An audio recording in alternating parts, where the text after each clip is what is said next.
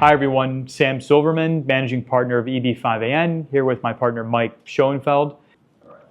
So Sam, a lot of what we've been hearing lately is about project duration. So since the new policy guidance came out in October of 2023, there have been changes where it seems that shorter duration projects are now possible for investors to be repaid. So yeah, what are your thoughts on that? How do projects act differently with this new guidance? And yeah, how do you think about that? Good question. So the recent guidance change basically allows for investors to be eligible to get their capital back after it's been spent and invested in the project for a minimum of 2 years. Now, that guidance was recently challenged in a lawsuit, and it may get reversed, so the outcome is a little bit unclear.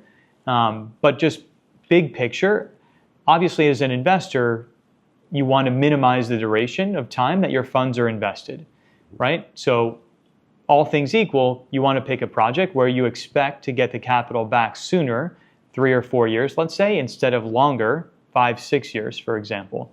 The problem is that it's difficult for investors to really understand the differences between a project that's promising to pay them back in just 3 or 4 years versus the one that's 5 or 6, right? Any project can write up a loan agreement and say, we're going to try to pay you back in 3 or 4 years, but the reality may be that that project is really going to take longer. It's going to take longer to rent, to stabilize.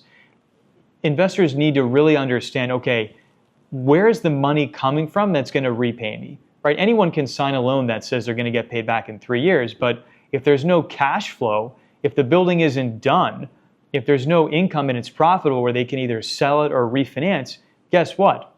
That loan's not getting repaid in 3 years. It's going to be extended, right? Or maybe the project fails and the investor doesn't get repaid at all, right? So you've got to think, trust but verify, right? Okay, they say that they're going to pay me back in 3 years. Great. Where's that money coming from, right? The underlying business, the underlying economic activity of the project needs to be successful in order for funds to come out and repay investors, right? So a project that promises 3 or 4 years may be very attractive on its face, but when you actually double click and you see that there's crazy assumptions that need to happen for that to happen, it may not be the best option, right? Whereas a project maybe that's 5 or 6 years maybe is going to be longer term, but there's a much, much higher likelihood of actually getting the capital back in that 5 or 6 year period. And so what we're trying to do as a company is just provide investors with the framework, the tools, the right questions to ask so they can make that decision themselves, right?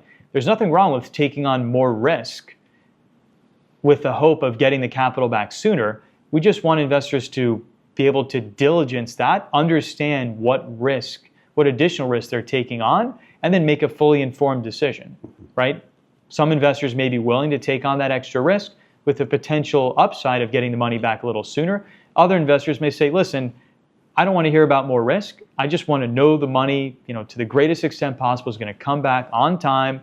And I'm okay if it stays a little bit longer, but I just want to maximize my chances of getting it back within that set period because I'm making plans around my life. I'm sending kids to college. I'm planning to buy a home. Like I really need that money to come back. And it's okay if it takes a little bit longer. I just really want to make sure it does fully come back.